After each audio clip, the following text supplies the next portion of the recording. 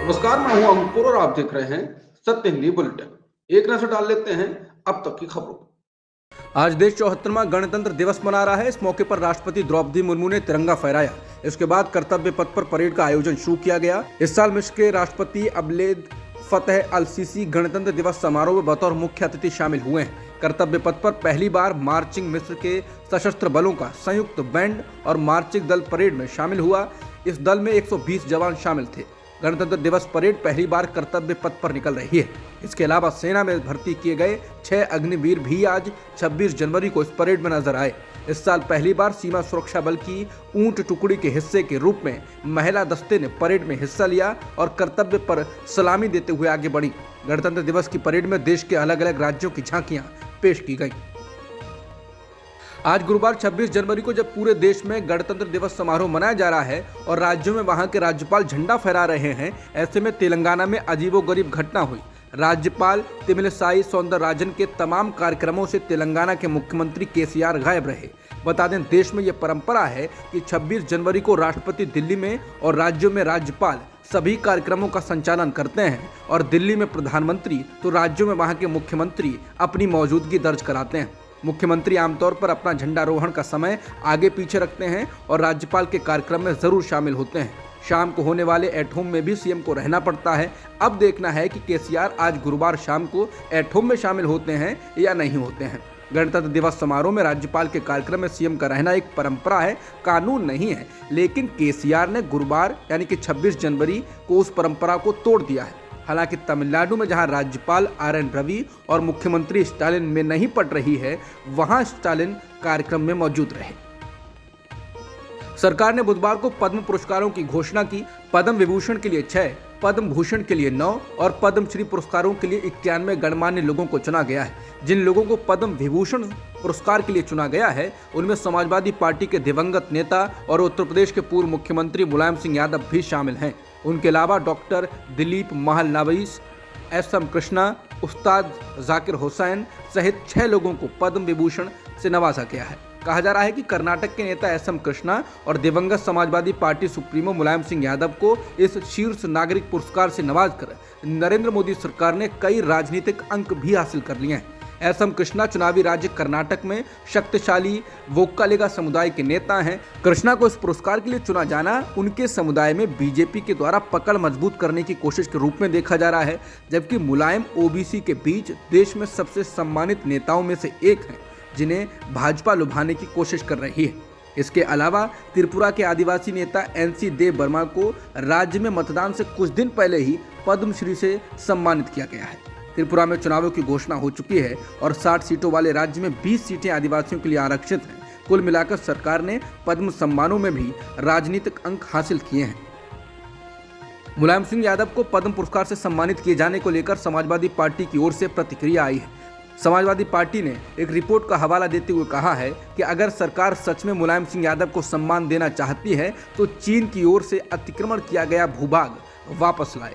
दरअसल बुधवार को द हिंदू ने एक रिसर्च पेपर के हवाले से रिपोर्ट दी कि पूर्वी लद्दाख में 65 पेट्रोलिंग पॉइंट में से 26 पेट्रोलिंग पॉइंट भारत की पहुंच से बाहर हो चुके हैं और अनौपचारिक रूप से बफर जोन में तब्दील हो चुके हैं। इसी खबर को ट्वीट करते हुए समाजवादी पार्टी ने लिखा, अगर बीजेपी सरकार दिखावे के बजाय श्रद्धेय नेताजी को सच में सम्मान देना चाहती है तो चीन द्वारा अतिक्रमण किया गया पूरा भूभाग वापस ले। नेताजी अपनी भारत भूमि से बेहद प्यार करते थे और चीन के खिलाफ उन्होंने सदैव हर सरकार को सतर्क भी किया और स्वयं रक्षा मंत्री रहते उन्होंने चीन को करारा जवाब दिया था। पश्चिम बंगाल के विश्व भारती विश्वविद्यालय ने नोबेल पुरस्कार विजेता अमर्त्य सेन को नोटिस जारी कर शांति निकेतन में करीब 7.6 कट्टा जमीन वापस करने को कहा। इसको लेकर अमर्त्य सेन ने प्रतिक्रिया देते हुए कहा कि उन्हें समझ नहीं आता कि केंद्रीय विश्वविद्यालय अचानक से इतना सक्रिय क्यों हो गया है। उन्होंने कहा कि उन्हें वहां यानी कि शांति निकेतन से भगाने की कोशिश की जा रही है। बता दें, विश्वविद्यालय का दावा है ये उनके परिवार के स्वामित्व वाली संपत्ति का हिस्सा नहीं है। वहीं प्रसिद्ध अर्थशास्त्री ने जोर देकर कहा है कि शांति निकेतन में उनके पास जो जमीन है उसमें से अधिकांश को उनके पिता ने 1940 के दशक में बाजार से खरीदा था, जबकि कुछ अन्य भूखंडों को पट्टे पर लिया था। रिपोर्ट के अनुसार उन्होंने कहा, ये मेरा आवास है जो 1940 के दशक में विश्व भारती से पट्टे पर ली गई जमीन पर बनाया गया था। जमीन हमें 100 साल के लिए पट्टे पर दी गई थी। कुछ जमीन मेरे पिता ने सभी नियमों और विनियमों का पालन करते हुए बाजार से खरीदी थी। बता दें, विश्व भारती एक केंद्रीय विश्वविद्यालय है। मालूम हो कि अर्थशास्त्री अमर्त्य सेन सरकार की नीतियों के प्रति अपनी खुली राय रखने के लिए लगातार सुर्खियों में रहे हैं। उन्होंने हाल ही में कहा था कि 2024 का चुनाव बीजेपी के पक्ष में एक तरफा नहीं होने जा रहा है। इस चुनाव में क्षेत्रीय पार्टियों की खास भूमिका होगी। अमर्त्य सेन ने पिछले साल एक कार्यक्रम को संबोधित करते हुए कहा था, इस समय भारत के सामने सबसे बड़ा संकट राष्ट्र के पतन का है। उन्होंने अपने भाषण में कहा था कि वो देश में असाधारण विभाजन देख रहे हैं। पीएम मोदी पर बनी बीबीसी की डॉक्यूमेंट्री को भारत में बैन किए जाने पर अमेरिका ने प्रतिक्रिया दी। अमेरिका के विदेश मंत्रालय के प्रवक्ता से जब इसको लेकर सवाल पूछा गया तो उन्होंने कहा कि हम दुनिया में प्रेस की आज़ादी का समर्थन करते हैं और हम हमेशा लोकतांत्रिक मूल्यों के महत्व को उजागर करते आए हैं। अमेरिकी विदेश मंत्रालय के प्रवक्ता नेड प्राइस ने कहा, हम दुनिया भर में प्रेस की आज़ादी का समर्थन करते हैं। हम हमेशा लोकतांत्रिक मूल्यों की महत्ता को उजागर करते आए हैं, जैसे बोलने की आज़ादी, धर्म और मान्यताओं को मानने की आज़ादी, मानवाधिकार। इस सभी से लोकतंत्र मजबूत होता है। ये वो बिंदु हैं जिनके आधार पर हम दुनिया भर के देशों से रिश्ते बनाते हैं। जाहिर तौर पर भारत के साथ हमारे रिश्ते में भी ये एक बिंदु है। बता दें, इससे पहले जब उनसे डॉक्यूमेंट्री को लेकर सवाल पूछा गया था तो उन्होंने कहा था कि उन्हें डॉक्यूमेंट्री की जानकारी नहीं है, लेकिन अमेरिका और भारत के साझा मूल्यों के बारे में जानकारी है जो यूएस और भारत को दो जीवंत लोकतंत्र बनाते हैं। रिपोर्ट्स के मुताबिक इस साल मई में गोवा में होने वाली शंघाई सहयोग संगठन की बैठक के लिए भारत पाकिस्तान के प्रधानमंत्री शहबाज शरीफ को भी आमंत्रित करने जा रहा है। इससे पहले भारत पाकिस्तान के विदेश मंत्री बिलावल भुट्टो के लिए निमंत्रण भेज चुका है।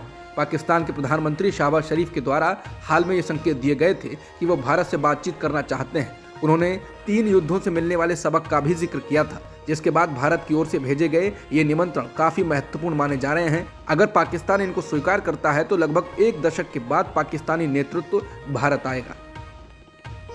ऑस्ट्रेलियन ओपन में 4 लोगों के द्वारा रूसी झंडा दिखाने के बाद उनको ऑस्ट्रेलियन ओपन से बाहर कर दिया गया। विक्टोरिया पुलिस की एक प्रवक्ता ने कहा कि चारों पर केस नहीं किया गया है, लेकिन उन्हें घटनास्थल से बाहर निकाल दिया गया। बता दें, बुधवार रात को जब ग्रैंड स्लैम टेनिस टूर्नामेंट के क्वार्टर फाइनल में नोवाक जोकोविच ने रूसी खिलाड़ी एंड्रे रूबलेव को सीधे सेटों में हराया तो रॉड लेवर एरिना के बाहर ये झंडे लहराए गए, जिनमें एक में व्लादिमीर पुतिन की तस्वीर भी थी, ऐसा बताया गया है। टेनिस ऑस्ट्रेलिया ने इसको लेकर बयान दिया है और कहा कि इन लोगों ने मैच के बाद अनुपयुक्त झंडे और प्रतीकों को दिखाया और सुरक्षा गार्डों को धमकी भी दी, जिसके बाद उन्हें बाहर किया गया।